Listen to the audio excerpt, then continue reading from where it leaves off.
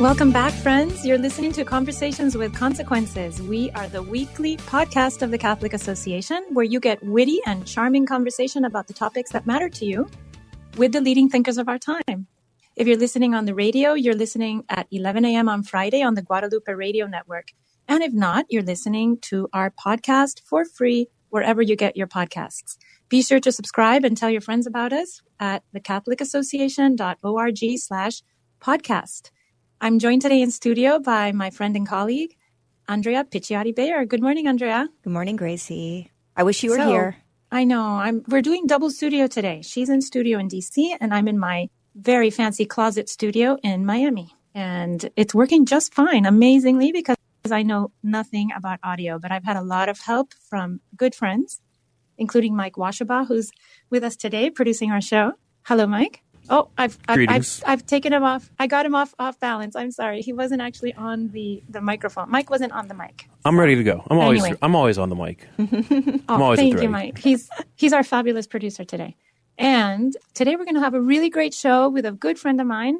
We're going to have Gloria Purvis on. She's my friend on lots of levels, including Twitter. She and I are always going back and forth. So Gloria Purvis and I, we talk a lot about something which is very important to both of us, which is the state of abortion and the way it's related to the eugenics movement and the way abortion dovetails in a really bad way with just racism in the United States and really all across the world.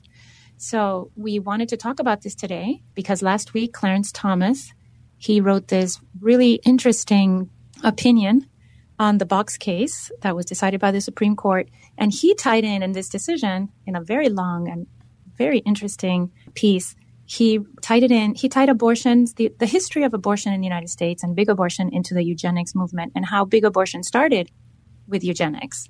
Well, Gracie, and so we really wanted to talk about that. It's interesting. I think that you're absolutely right that Justice Thomas kind of touched it off at the end of May. And we're really seeing everything come to a head, right? I mean, the people posturing for political positions right now are promoting this idea of abortion being good for women and good for minorities. And we're really hoping this conversation is going to kind of reveal the truth. What's really going on, both behind the history of abortion in the U.S. and its current effects on minority communities and women of color. Well, Gloria and I being minorities, and Andrea being the mother of many minority children. Mother of many, doing my share. She's doing her share for minorities. Mm-hmm. So we wanted, so I think this is a wonderful thing for us to talk about. And now I want to introduce our wonderful guest, Gloria Purvis. She's my good friend with an outsized personality and the radio host of the daily morning radio show, EWTN's Morning Glory. She's a tireless advocate for human dignity, especially that of the unborn. She's a chairperson for Black Catholics United for Life, which seeks to increase the size and strength of active Black Catholics participating in the pro-life movement. What an important task. Of course, I follow Gloria on Twitter, and I love the way that she points out the racism inherent in big abortion. That's a very interesting topic to me, too. And good morning, Gloria. Thank you for joining us on our ladies. podcast. Oh, my gosh. I am so excited to be here.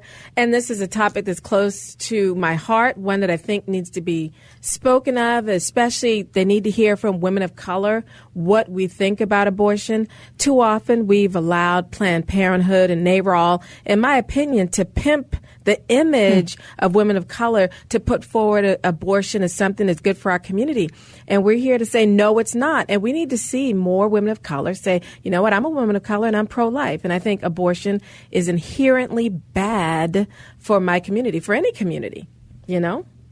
Gloria, do you find that kind of what you're trying to promote, what you're trying to wake people up is something that people are listening to, or is there kind of a sleepless sleeping? You know, I think when people hear and see me speak, it wakes them up because the way abortion is promoted is it's supposed to be a benefit for people like me, for Black women. And when you see a Black woman who's supposedly the beneficiary of reproductive rights, and, you know, that's supposed to be so good and sound, well, you hear a Black woman saying it's neither sound nor good. People are like, wait a minute, what? Yeah. You know what I mean? No, and I feel like it's offered. Okay, so the abortion industry offers abortion as a great good to women, but an even greater good to minority women. Yes. And I feel that very strongly. I really feel that they're pushing abortion on us as this wonderful, liberating, a liberating process, a liberating procedure, but that we particularly need more because we are minority, vulnerable populations. And I find that deeply offensive. What I was really struck in just doing a little research in preparation for the show is where Planned Parenthood abortion clinics are located. Yeah. And the concentration of these abortion mills in predominantly minority communities strikes me as being something that's horrific. It's a horrific presence. I was pointing that out, that this is not accidental. And one lady said, well, they have the clinics where they're needed. And I'm like, well, hold on, let's back up with that. What do you mean by where they're needed? Well, these women are going and seeking these things. I said, don't tell me that by having Planned Parenthood that does advertising in these communities that they're there because these women are running out and saying, Planned Parenthood, please come in.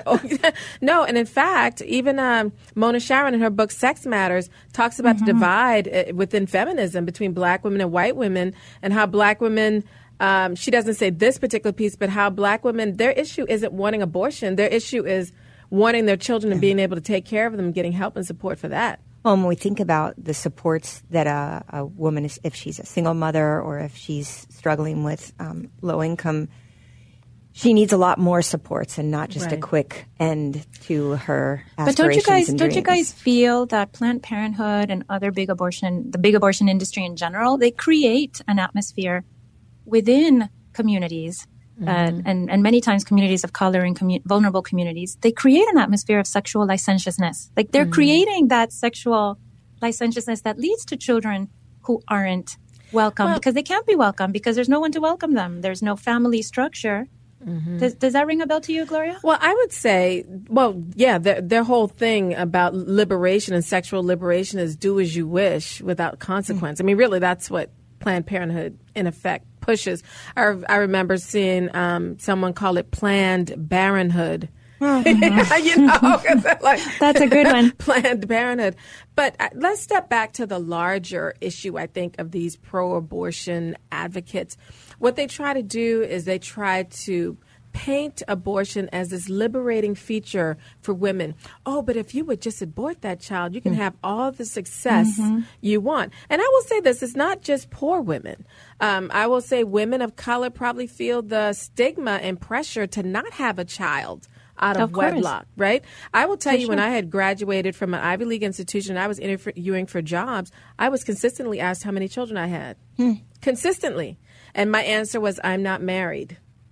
You know, and then you can see like the shame on their faces after I said that. But there's this, so in other words, what I'm getting at is there is this perception that, at least in my case, what I experienced and some of my other young friends who graduated with me experienced, there was a perception that if you were a young black woman, you were promiscuous and had many children, and therefore you would be problematic to hire. And so if you're already operating under that stigma and that pressure, as well, and you've got Planned Parenthood saying, "Oh, there's a way out. You can live according to the culture, but don't have these babies." You know, it's a complicated situation. Gloria, no, and in the end, they're selling our children to us as purely burdens. They're saying those black and brown children are only burdens. That's all they are to you. They're obstacles in your path to success as an independent, liberated woman. I was going to say, Gloria, one of the things that I had the benefit of experience is living in South America for a number of years and being in a 100% Hispanic environment. And Gracie's absolutely right that family structures need to be built up, and the family is being attacked in Hispanic communities as well. But it's very interesting to come back and see a lot of Hispanic women still are having children. Sometimes the fathers of the children aren't responding, and that needs to be addressed. But I think the next big ugly wave is to go and attack Hispanic American women and say, oh, it's a big burden for you to have children as well. And it's going to really... Yeah, absolutely. Well, I think it's there because I go through Latino neighborhoods and I see La Clinica, and it's really Planned Parenthood. It's an abortion place. I've gone to masses at churches that are predominantly Hispanic, and talk with the priest who may be a priest from South America, and I'm trying to talk to him about abortion, and he's telling me, oh, Hispanic women don't have abortions. I said, Father. No, they just don't say anything. I said, Father, there are babies you can save and women you can save right now if you go up there in the pulpit and just, can you please just talk about this help that's available in Northwest Center? That's a maternity home pregnancy center here in D.C. Can you just talk a little bit about that? Can you just talk about that there's a pro-life office, that there are resources to help? And, the priest was just so shocked. And I was like, we've got to stop people from thinking, that one community, just will never.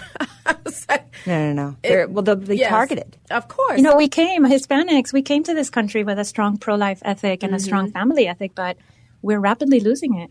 And that is the effect of these sort of Uber corporations, using us the way they use Black Americans, African Americans. They're using us as cash cows because in the end, you convince enough Hispanic women to have abortions at $500 a pop. That's a lot of money in the bottom line of Planned Parenthood. Gloria, you mentioned about pro-life clinics being out there. And a couple years ago, we had a chance to work at the Catholic Association in supporting a Baltimore pro-life pregnancy center. It's called the Greater Center for Pregnancy Concerns, Greater Baltimore Center for Pregnancy Concerns. And one of the things that I thought was fabulous is they recently created a new second clinic center. Not so much a clinic as more it is a complete wraparound service center, and it's right next to a Planned Parenthood. Yes, nice. And and you hear that we're taking their clients right because people want light. And when you go into the Planned Parenthood centers, you're not getting light. You're not getting the little light of a heartbeat. You're not getting the light of a future. Let me remind our listeners that they're listening to the Catholic Association's podcast radio show, Conversations with Consequences, and we have the wonderful Gloria Purvis with us today, talking about racism and abortion. And with that, Gloria, when you read Clarence Thomas's really amazing piece that he wrote in his decision for the Box case last week for the Supreme Court, what he pinned down exactly the racist, eugenicist roots of big abortion in the United States. Was it amazing to watch a black American justice and Catholic? Yeah. And Catholic. It was, I was like, it's in the record now, y'all. It's in the Supreme Court record. You cannot That's there forever. It's there forever. I was like, finally, it's out there. Let them try to explain it away, but we've got it written down. And hopefully for those people who think that abortion is such a wonderful, liberating thing, that maybe it'll give them pause to think about what it really says when what you're offering poor people of color is to kill their children instead of help their children, Well, and appreciating it's kind of shocking as a lawyer to read this great treatise on the history of abortion and in the eugenics movement in a decision, and it's worth everyone reading. It's a great history lesson of where we came, the hard stop that we put on the eugenics movement after seeing it played out in Nazi Germany and deciding that's not the kind of people we want to be. Right. And then it's sneaking back in. We're going to have the link to his writing on our podcast page, but it really is worth everybody reading because the history of big abortion starts with racist eugenics. That's where it starts. It starts with the idea that certain people shouldn't reproduce because they are a burden on society. And this is the mentally, they start with the mentally disabled, but they're going rapidly. They rapidly move on to people who they feel are not, the ones that ought to be populating society. Should be a whole other group. The imbeciles, the unfit, and then there's certain categories of that. I remember was it Freakonomics? Was that the book Freakonomics? One part of the book talked about criminality among people of color, and some people hung on to those things as justifications for abortion. Better to stop that criminal population, quote unquote, from growing. And when we speak like that, we lose the inherent dignity that each person brings with them. Well, Gloria, what about that? I'm sorry, Andrea. No, I was going to say, Gloria, what about that lawmaker the other day, a Southern lawmaker, an African American, who said something about I'm sure you must remember his name. I cannot remember his name, but it was in Alabama, I think, and I was too embarrassed when they showed this fool saying, and I'm saying a fool because what he said was foolish. They said, "Kill him now or kill him later." You're talking about. So his whole point, which made no sense, is that you're going to let these children be born, and then in a life of crime, they end up on death row, and then you end up killing them later. As if I was just like, do you really hear yourself, sir? Do you hear what a way to erase a whole group of people's dignity, just to say they're worthless from the moment of conception. Right. Who says that? I know. Well, and what's funny, Gracie and I were talking about this a few days ago. For a long time, it was the issue about being wanted, right? Wanted. An abortion is necessary because it's not convenient for the mother. Right now. And so maybe later on in her life she'll decide to be a mother.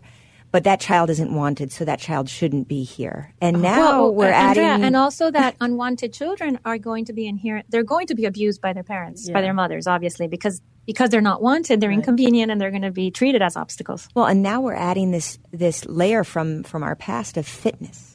Yes. Is this person fit to join us? Right. Is this person, whether it's because of race or sex or disability, are they fit? And it's a strange return of something that I thought, as a civil rights lawyer, we had gone far beyond. We really understood human dignity to go beyond race, sex, and disability. Well, then the thing about it that people could say this publicly and not be run off the public stage shows you how far we've slipped into abortion orthodoxy being the only measure. Like, if it's an abortion in any circumstance, it must always be good. That we can never critique it. It's worth celebrating. Right. That you could never critique it. And I was like really stunned by how many people would publicly say on Twitter, that they should be able to abort up to delivery, through delivery. Or even as Governor Northam of Virginia was like, when the child be delivered, and then we'll have the conversation. I was like, what? No, and the fact ourselves? And the fact that any single reason has to be allowed, that you can't outlaw certain reasons. You can't say, well, no, you can't abort a child just because she's a girl or because he's black and he might grow up to be whatever kill horrible him later. Thing you can think. Yeah. Well, that's the other thing, that no idea about hope, that if you're born under certain circumstances that you're locked into just terrible circumstances. But let me take it even another step. So what if somebody is born in a committed crime? So what? That doesn't mean it doesn't allow for redemption. Right. What about redemption? What about mercy? What about forgiveness? What about rehabilitation? I'm just, it's interesting that people are so quick to want to give a child the death penalty in the womb.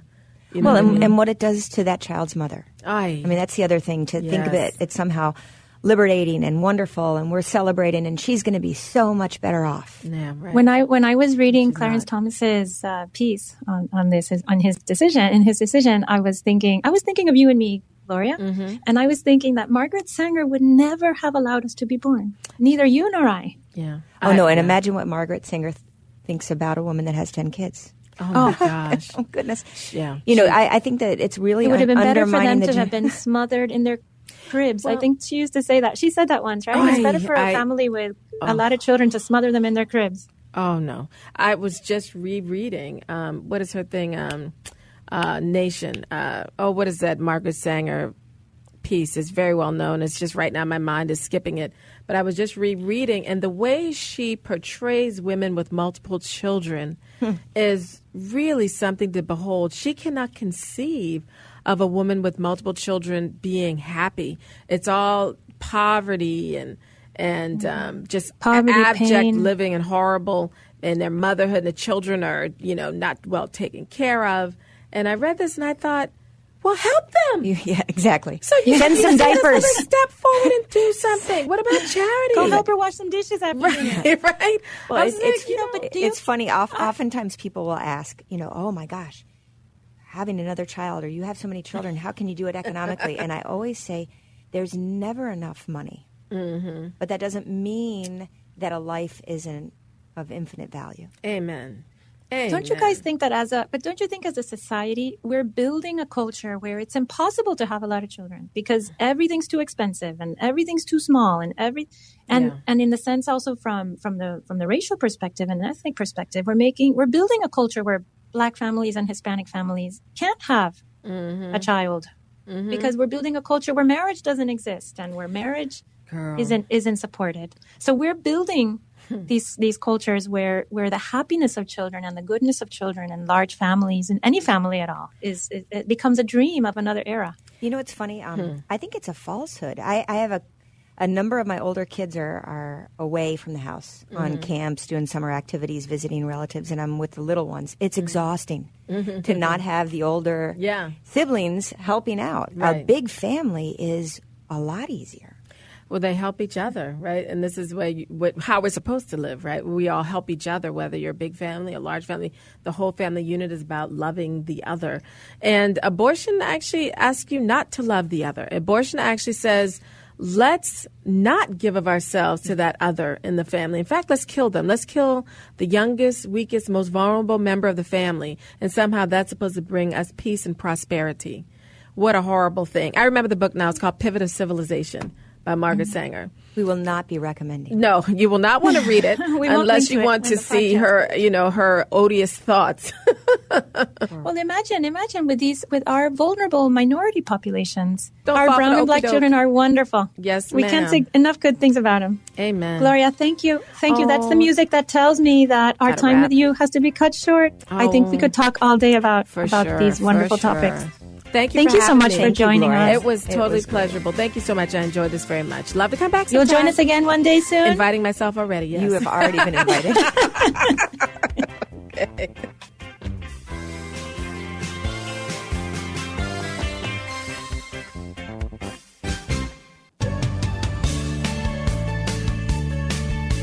Welcome back, friends. I'm your host, Dr. Grazie Christie from the Catholic Association, and this is the podcast, Conversations with Consequences. I am joined today in studio. She's in studio in DC. I'm in studio in my closet in Miami. And it's sounding really good, I think, because it's covered in black foam. And hello, Andrea. Hi, Gracie. You sound beautiful, as always. So we've had already a very fascinating segment with Gloria Purvis. We talked about eugenic and racist abortion, and the roots of the abortion, the big abortion business in the United States being eugenicist. That's the word, right? Eugenicist. And now we have, for our next segment, we're being joined by Dr. Carter Snead, who is the director of the De Nicola Center for Ethics and Culture and a professor of law and political science at the University of Notre Dame, and he joins us by phone. Good morning, Carter. Good morning. Thank you for coming onto our podcast and helping us out, because we have lots of important questions for you about the law and the political science behind all this. It's my pleasure. It's my pleasure to participate. This is a great podcast. I've been listening to it for a long time now. Oh, you joined our really? That's thousands so good of of you. subscribers. Okay. Yeah, no, absolutely. Well, I also did a review, a 5-star review as well. So you'd be happy to hear thank that. you. Oh, that's so kind of you. You and my dad both gave us 5 stars. Wait, your mom hasn't? Your mom hasn't? She's still waiting. She's waiting for this one. We're convinced She's that waiting this is for going this to be one. off the charts, Carter. Yeah, no, it's going to be the best ever. It's a very special episode of the podcast. Carter, Gracie Carter, and I were... Hey, it's all... We were talking a little ahead, bit about what's been percolating, both Justice Thomas's opinion and what's been going on all around us, and kind of trying to make sense of what is kind of nonsense in the abortion movement right now, to promote the idea of abortion being good for women and especially good for minority women. And we really wanted your insight and your help after the Box case came out to understand where the Supreme Court is and understand a little bit about what Justice Thomas was trying to shed some more light on. Yeah, absolutely. So this is a special case to me because I live in Indiana, and it was our state that tried to pass a law that would protect unborn children from being aborted solely on the grounds of genetic, racial, or sex discrimination. And as we know, this is a common practice, especially as applied to unborn children with Down syndrome. And our state moved to try to offer some protections to these unborn children on these pretty narrow grounds. And the district court struck down the law in a very cursory and I find unpersuasive opinion. And then the Seventh Circuit affirmed it as well. And that came up with a companion law that required the humane disposal of fetal remains after an abortion. And that was affirmed by the Supreme Court, which was great. But the provision of the law relating to genetic, sex, and racial discrimination was the court chose not to review the lower court's striking down of that provision. So that part of the law was struck down, and the Supreme Court declined to review it. So it's important for the listeners to know the difference between, and I'm sure many of them already do, but it's worth saying again, that when the court declines to review a lower court decision. It's not the same thing as endorsing it or affirming it. It simply lets the decision stand without any action at all. It's a neutral action, and Justice Thomas, in his concurring opinion, makes that very clear. And he says, in his opinion, that no one should be confused and interpret this action of the Supreme Court as an affirmation of the lower court's invalidating of the law, but rather this is part of the process of letting the lower courts address these kinds of laws in other jurisdictions to see how they decide before the court offers a final evaluation of these laws. So that's an important thing. It's a setback, and it's a disappointment to me that the Supreme Court didn't take the opportunity to affirm this very modest and common sense protection for unborn children, but it also didn't affirm the lower court's very bad decision striking it down either. That's the sort of procedural posture of where we are. The court has said we're going to wait and see what happens in other jurisdictions where these similar laws have been passed. Well, and Carter, my not very expert legal understanding of what happened is that Indiana was trying to extend the same protections that we extend to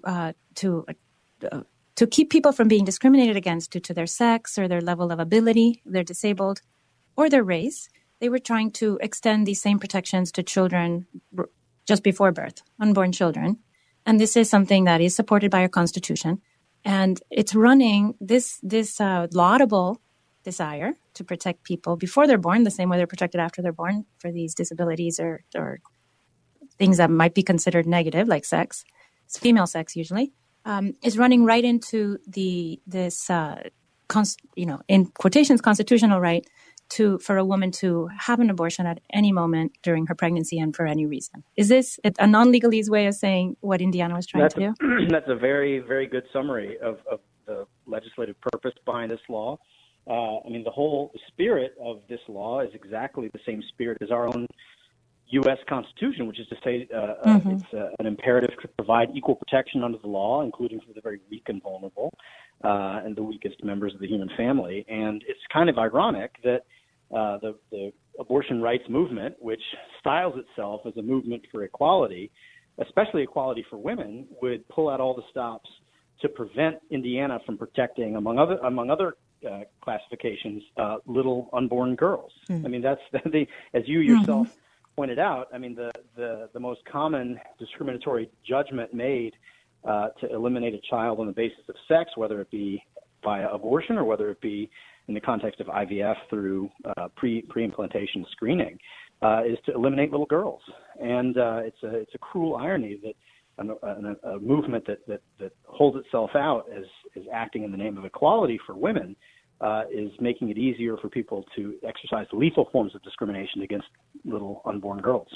Carter, one of the things that I thought was very interesting in reading Justice Thomas's opinion was the historical perspective, which is not typical in judicial decisions, but it was, I think, really important. And one of the nuggets that stuck out to me was that this law in Indiana was signed on the 100th anniversary of the state's forced sterilization law, which has since gone out of favor. But it really does show in a century how our understanding of the human person and our respect for the developing child and women's fertility has gone from one place and traveled throughout that period until where we are now. And it seems like we're kind of on a roller coaster. I felt like we were just starting to understand things and really dial back this notion that people should be forcibly sterilized. And now we're celebrating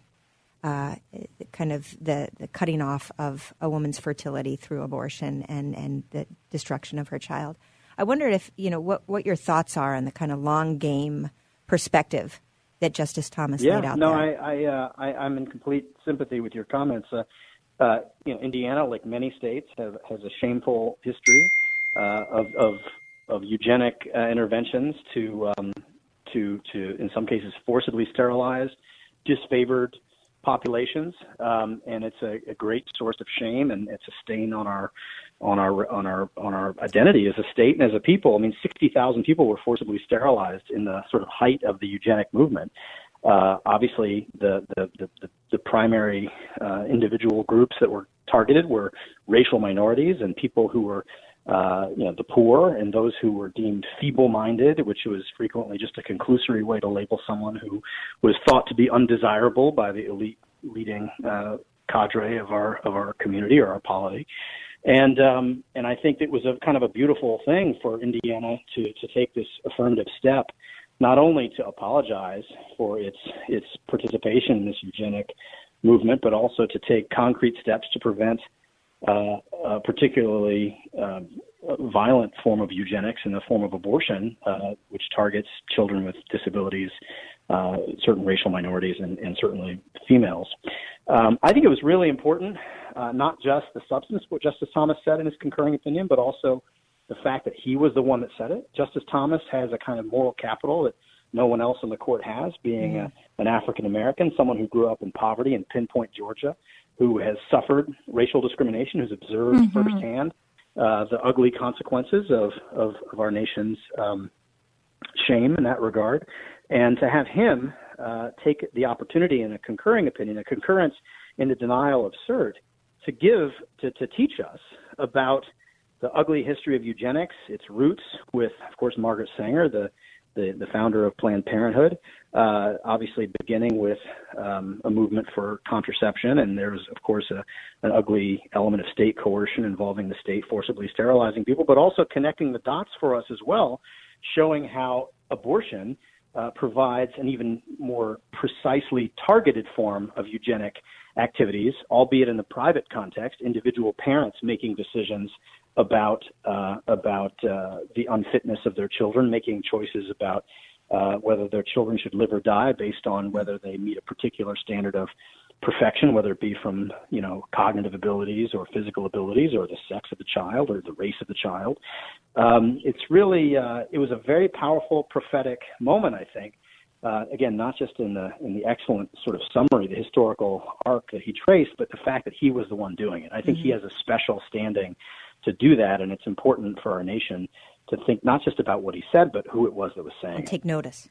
Carter, when I'm not leading fascinating podcasts with interesting people like you, I'm a radiologist and I do a lot of fetal ultrasound, and I feel very strongly every time I read a fetal ultrasound that the eugenic mentality definitely has infiltrated the practitioners, OBGYNs, but also the patients, the mothers, the fathers. There's a strong eugenic mentality about erasing what is defective and starting over. And I've seen abortions, not just for Down syndrome; those are more routine and I'm sure that you realize, but also for even a cleft palate or a cleft lip. I've seen abortion, any kind of deformity, any kind of fetal defect. I don't think I've seen sex selective abortion, but I'm sure they're happening when I'm not paying attention. What was interesting, Carter, last time I think I saw you was with Gracie when we were at the March for Life, and I was going back a couple years and looking at the 2015 March for Life speech that Gracie gave, which was really beautiful, talking about how ultrasound, which as a mother we know really is a great chance to connect mother and child and really have that bond, but it's got this dark side. And it really, like you were saying, especially when it comes to fetal abnormalities or disabilities, leads people to think of their child as not desirable, which is horrible, as opposed to inspiring in them a desire to want to get prepared. Absolutely. And I think it seems to me that behind this, there's a deeper anthropological point here to be made, that eugenics strikes at the very idea of what a child is. A child is a gift to be received with gratitude, not a project into which we pour all of our hopes and aspirations. My old boss, when I was the general counsel to President Bush's Council on Bioethics, Leon Cass, said it sort of most beautifully. He said, a child is a mysterious stranger that we welcome and love unconditionally. And that is the opposite and antithesis of a eugenic mentality of trying to impose rational mastery and control over the very birth of your child, over drawing lines of who lives and who dies. And, some people have tried to criticize Justice Thomas's concurrence for saying, oh, well, he's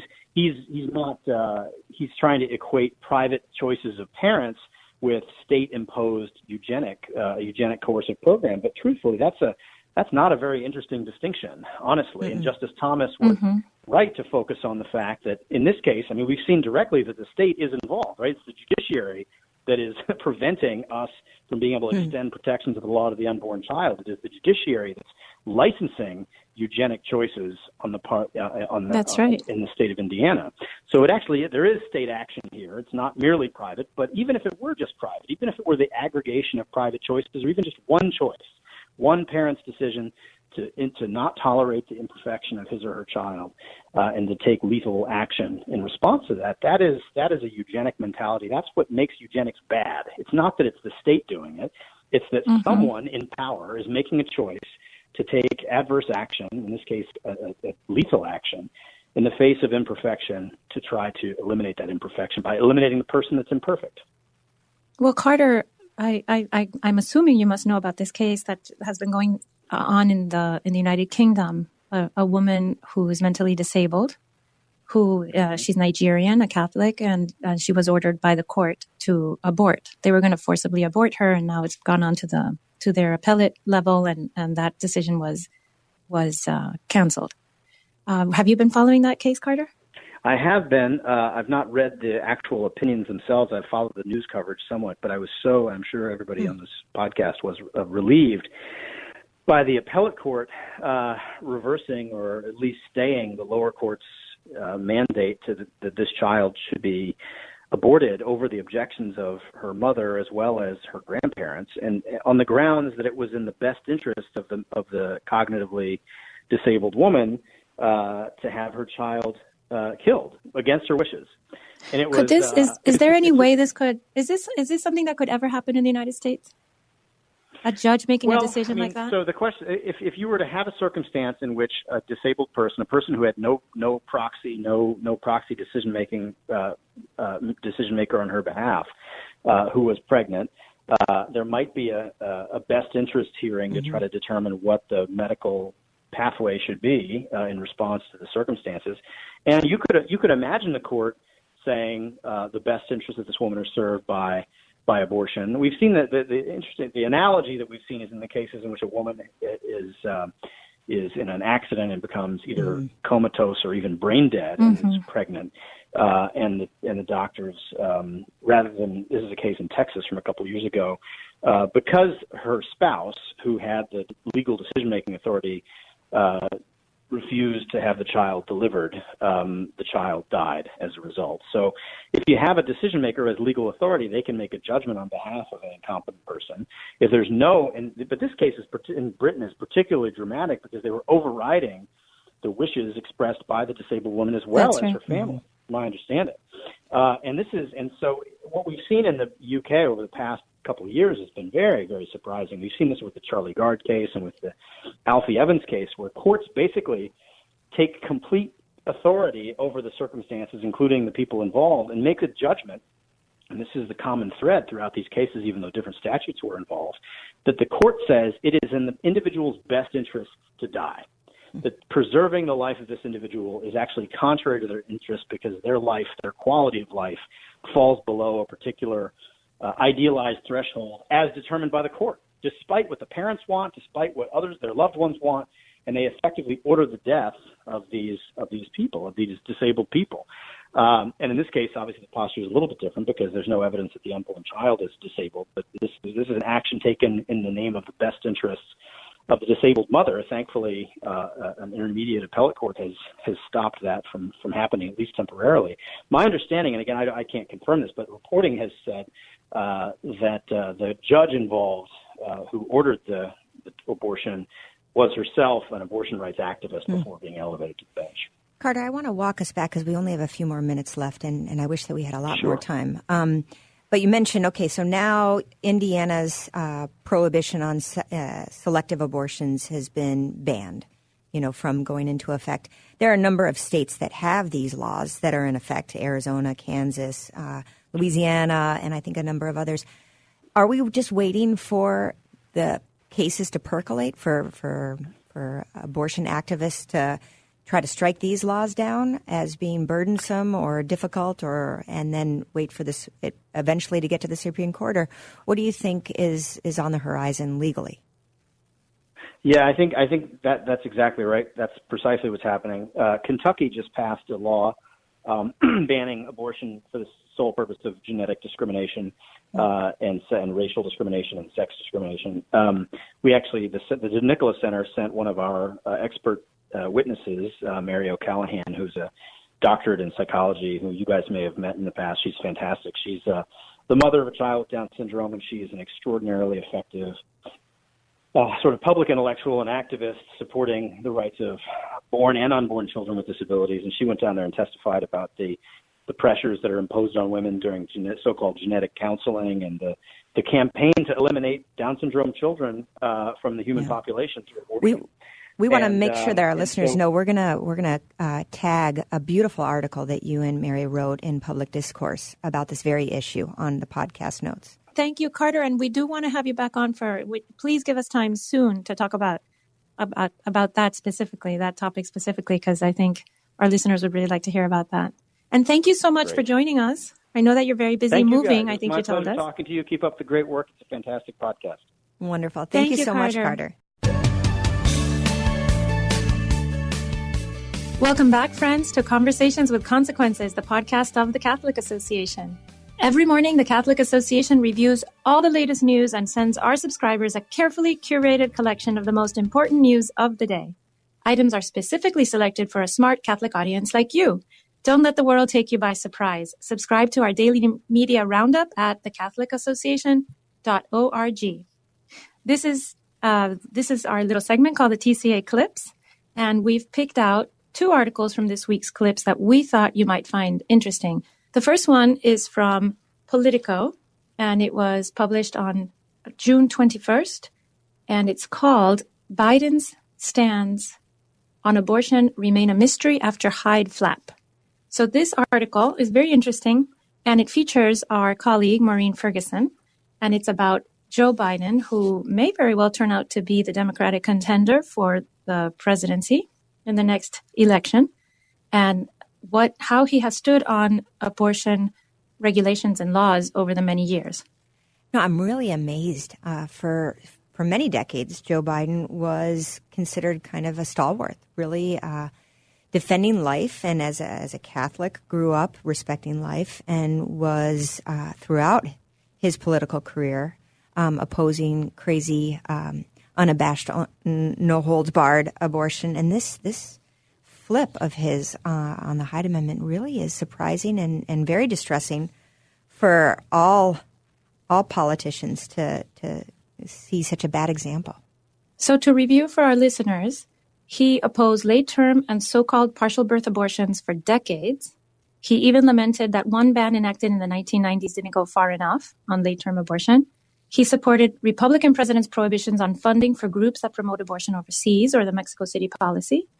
And he even backed legislation that would have allowed states to overturn Roe v. Wade. So all these things are being used against him in the Democratic, or will be used against him in the Democratic primaries.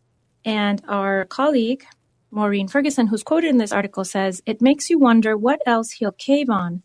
The way he crumbled in 24 hours, it was more than disappointing. It was utterly disheartening. And of course, she's referring to his crumble on the Hyde Amendment.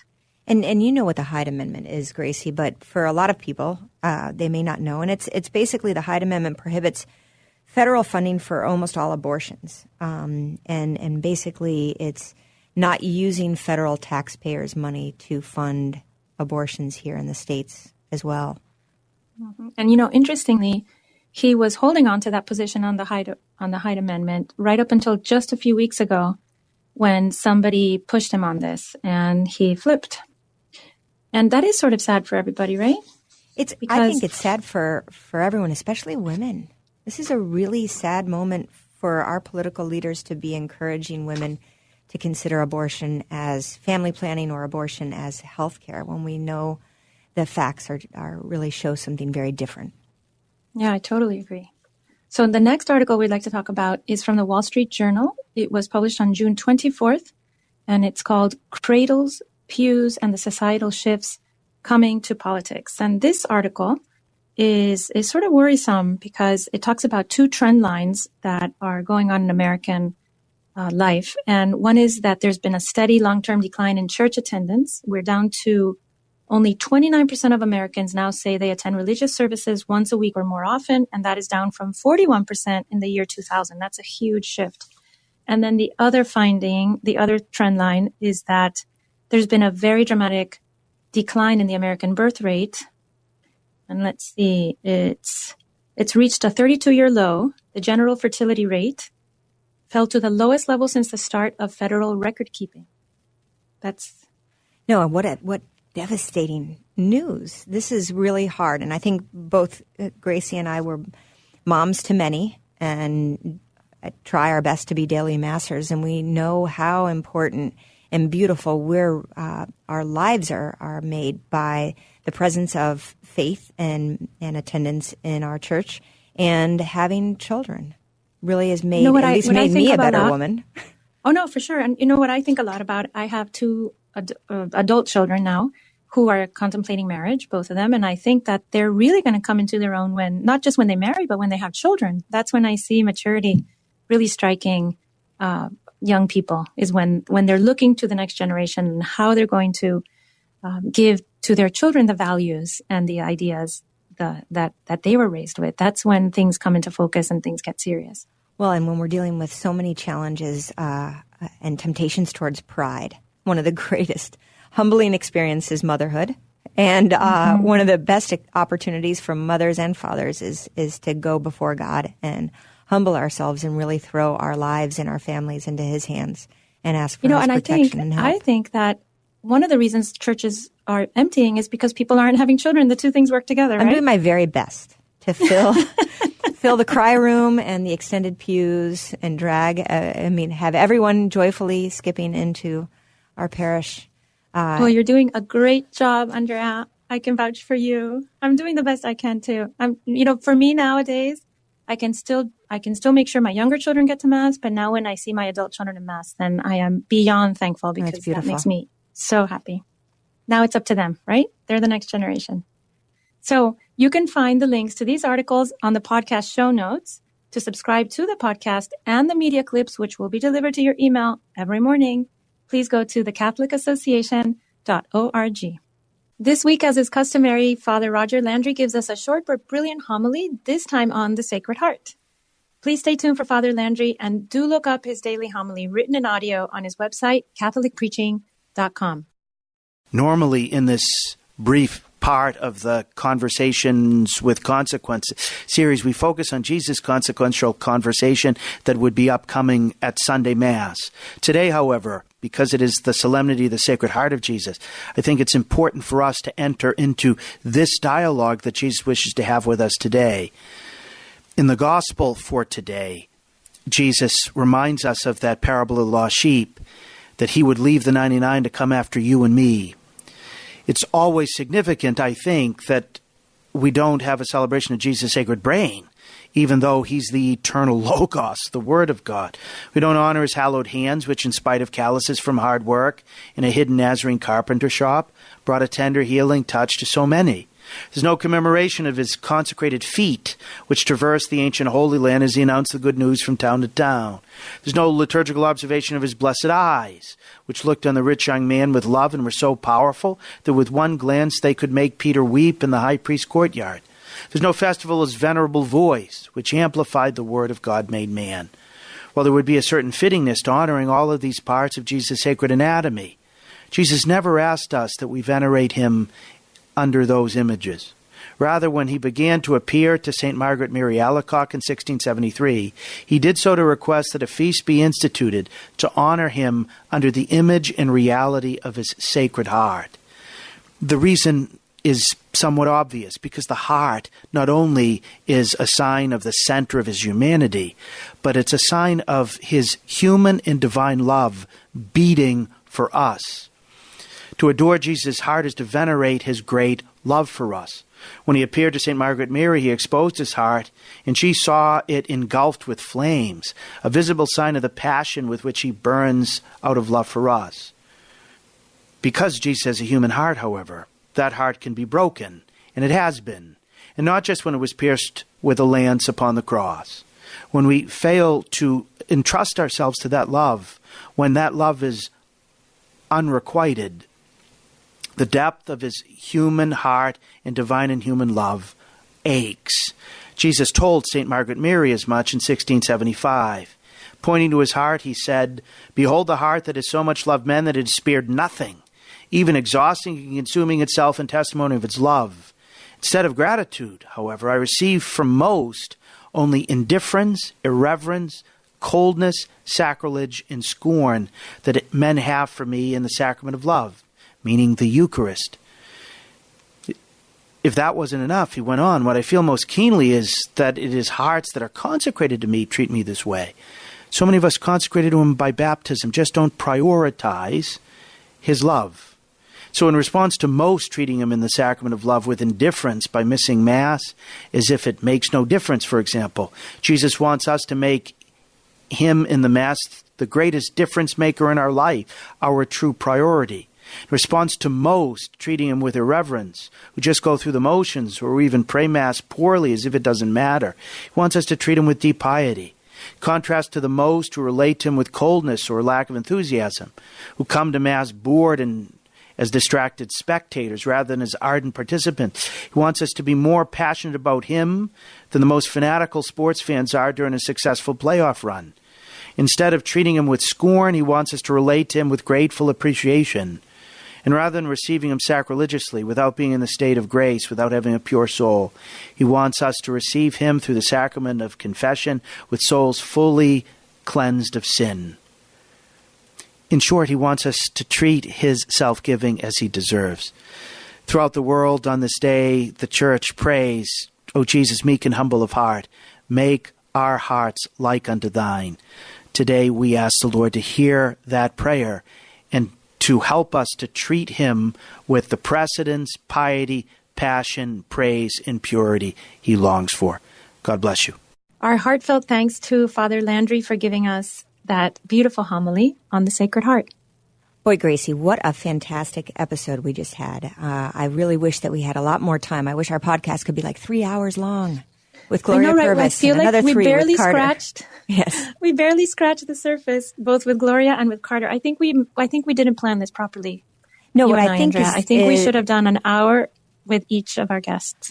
Well, I think the issue is we're just starting to talk about this issue, and sadly, the whole country hasn't been talking about it for, the last couple decades since Roe, about what abortion is doing to our communities, especially minority communities. I think what we're going to do is we got to promise to put on the podcast notes tons of more reading material. People need to get informed. They need to understand what's going on so that they can understand and go beyond the rhetoric of pro-abortion politicians. Yeah, and we're looking now at this coming up. The Democratic platform is abortion for any reason. Super ugly. Tax subsidized up to the moment of birth. And that's just that way. That's the way that party's going to run. So we need to be aware of what exactly that means and how this it's not congruent with a country that wants to have protections for the vulnerable populations, minorities, the disabled, and even people who are vulnerable just by virtue of their sex, for being a girl. No, it's an incredible affront to civil rights in America right now, what's being pushed and promoted. And I would hope that people from within the party and people outside of the Democratic Party are going to start saying no more. No more. We're fed up. Well, look, you're the lawyer, but I have the impression that in our Constitution we have we have built-in protections against discrimination of people who are vulnerable, correct? Or people who might be targeted because of their race or ability. But we don't have nowhere does it say that there's a constitutional right to abort your children for any reason at all. No, and I think that I'm being too simplistic. I know. I'm sorry. Justice Thomas has always been questioning Roe and Casey, and I think that he really is putting us kind of on notice that things are getting to kind of the maximum level of absurdity. And hopefully the courts are going to be addressing this the way that they should, in favor of life and in favor of the dignity of all human life. Well, thank God for Justice Thomas. And let's hope that all these things keep becoming resolved in the right direction. So you've been listening to Conversations with Consequences, a service of the Catholic Association. I'm your host, Grazie Christie, joined today by Andrea Picciotti-Bayer, our legal eagle, and our great guests, Gloria Purvis and Professor Carter Snead. Be sure to subscribe to the podcast of our show wherever you get your podcasts and tell your friends about us. We'll see you next week.